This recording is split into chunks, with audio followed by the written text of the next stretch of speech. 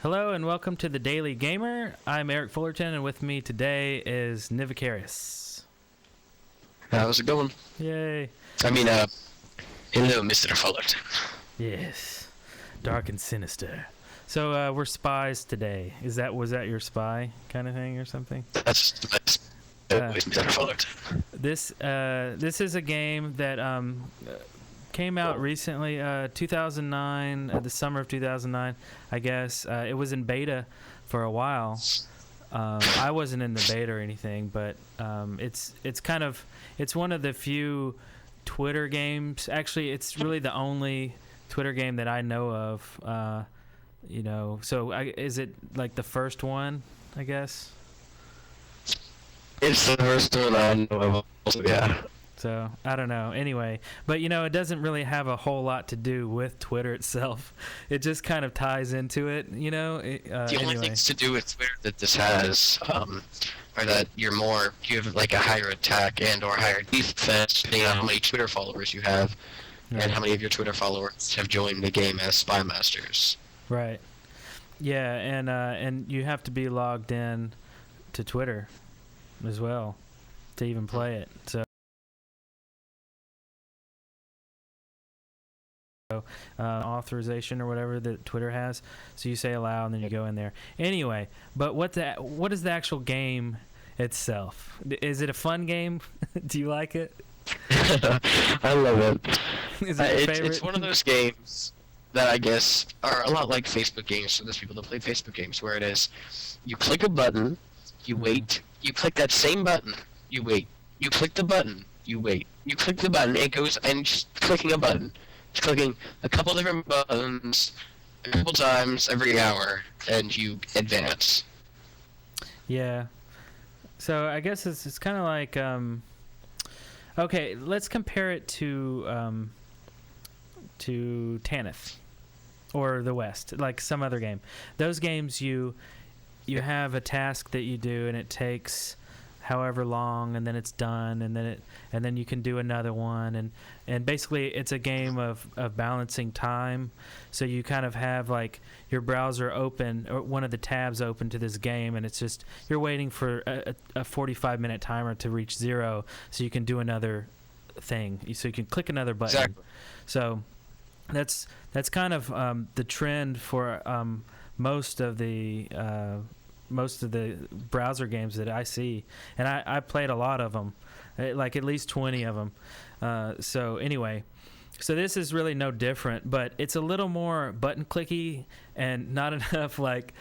I know it's kind of hard to have a story in a web game, but I mean there's no graphics, to speak of, except when you go on an assassination. There's nothing you can view, really. Yeah. Just like a lot of words, mostly. Yeah, and progress.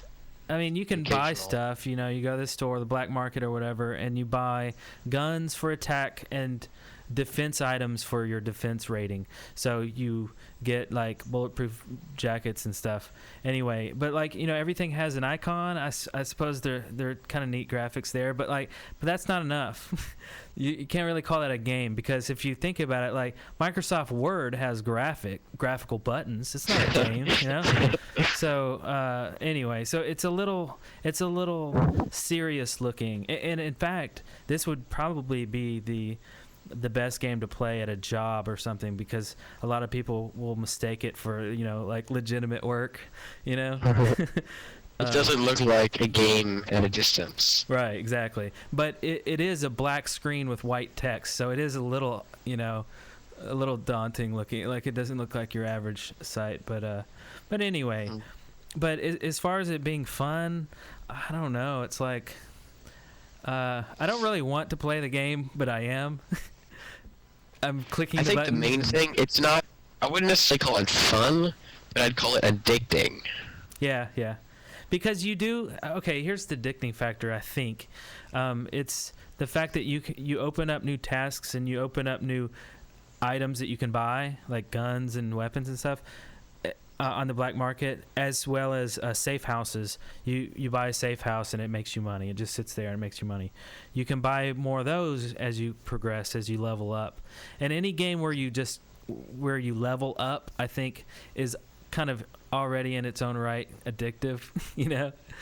Because you want to get to the highest level. Yeah, because you got to see what happens when you get to this level or that level. You know, Lord, I'm still playing like Daily Gamer episode 1 was Tanith. I'm still playing that to this day.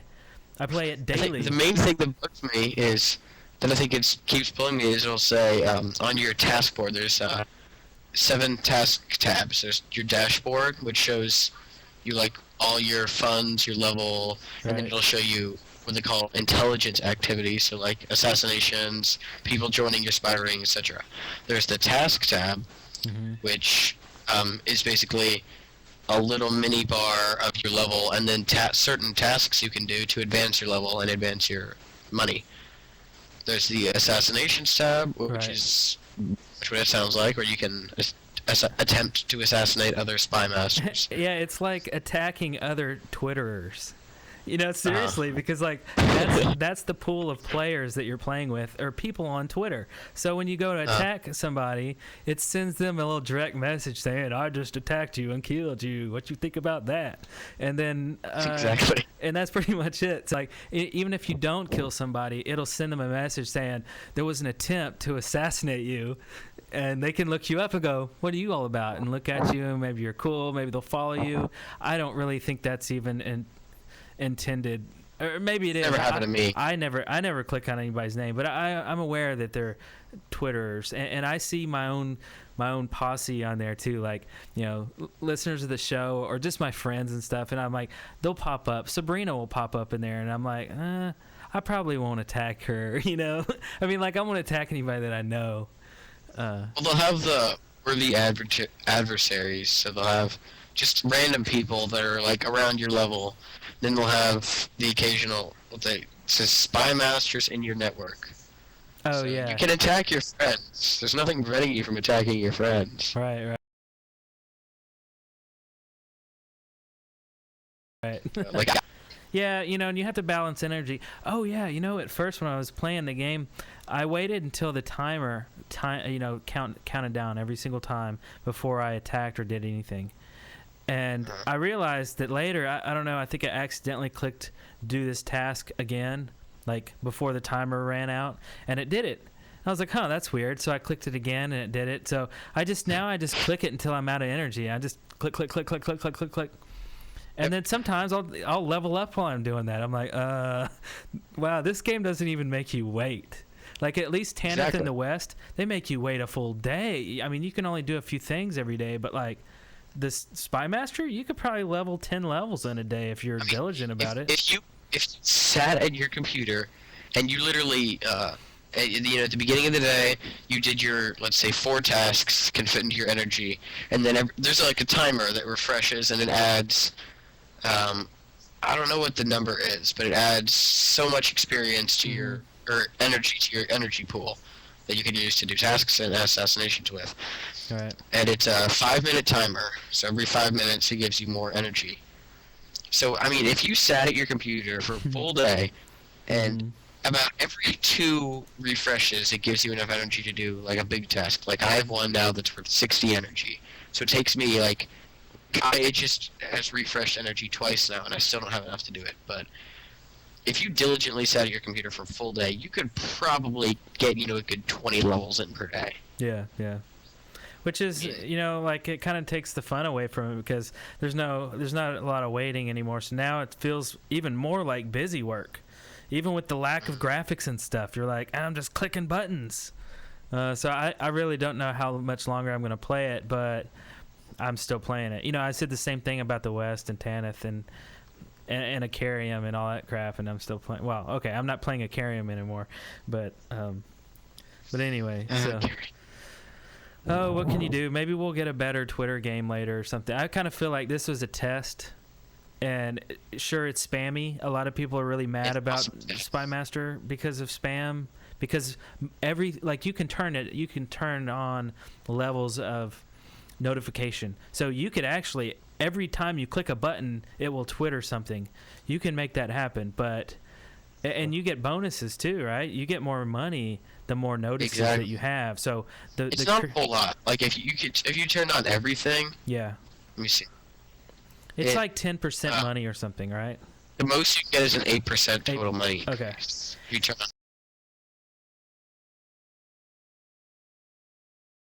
everything. Follow you and they might kill you. But like I turned it all off. I got 0% now. I don't even. Yeah, I have it all off too. At first I had only levels, but I was leveling so quickly. I'm like, okay, I'll turn it back on when I hit level 50, and I'll spam that. I hit level 50, woo, and then I'll turn it on again when I hit 100. I don't know, but right now it's not worth it. So anyway, so this is that weird game. I really don't know if I would recommend it or not. I would say sure if you're on Twitter already. It's really no problem. It's free and yeah.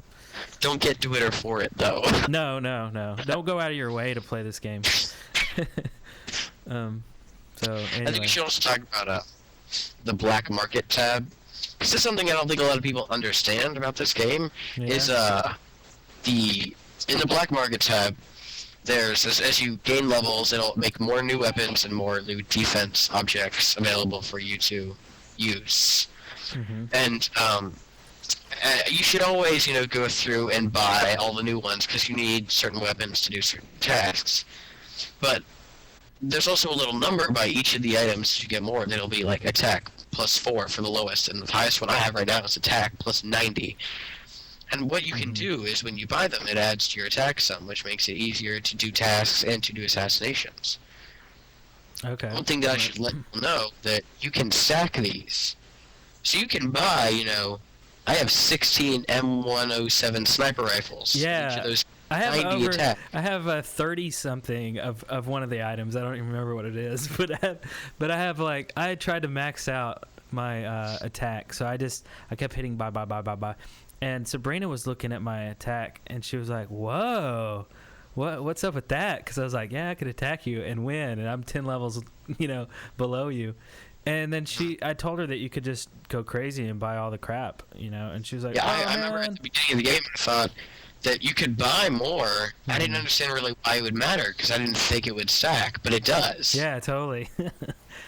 So I have for my defense, I have 19 claymore mines and 2 armored luxury cars. Whoa. Luxury cars. I can't buy those yet. The weird thing about those is I actually got those from people who failed to assassinate me. Their armored luxury cars transferred over to me, and I got 2 of them. Huh. That's pretty good. That's pretty cool. So that's one thing, during assassinations, you don't only get experience, you also get items and money. Mm-hmm. But if you attack someone and you fail, you risk losing stuff.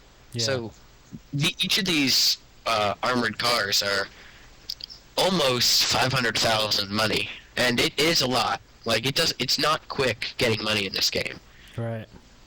So I almost feel bad for those people because I bet they spent a lot of money on those cars, and then they attack me and just lost. Yeah. Oh well. But serves them right. They're playing this stupid game. So anyway, anything else? That was actually good. That was like our one and only tip. But yes, buy a bunch of guns. Keep clicking the buy button until you're broke. Yeah, pretty much. But I guess that'll wrap it up. I guess we've talked about Spymaster enough. Do you understand the whole Swiss bank is part of it? It's like safe money. I mean, I got a bank, and you have to put I guess. No one can touch it if they assassinate you. I suppose so. So That makes sense. it's okay. You can still spend money from your Swiss bank account, but it costs money to make a deposit. They take a percentage, so it hurts. So it's kind of like in the West, when you put money in your bank, it's safe and you can still spend. Exactly. Yeah. So, but anyway, well, cool. All right. Well, thanks for joining me, Nivicarius, and talking about this excellent Spymaster game. You are quite welcome, Mr. Fullerton. And I'll see you all on Twitter. Oh, by the way, you can follow me at twitter.com/nailhead. And what is yours? Twitter.com/Nivicarius. There you go. And I've Keryas. And if you're playing the game and you see us pop up and you try to kill us, but we actually kill you and take all your money, you can't cry. So anyway, until next episode, I'm out. Out.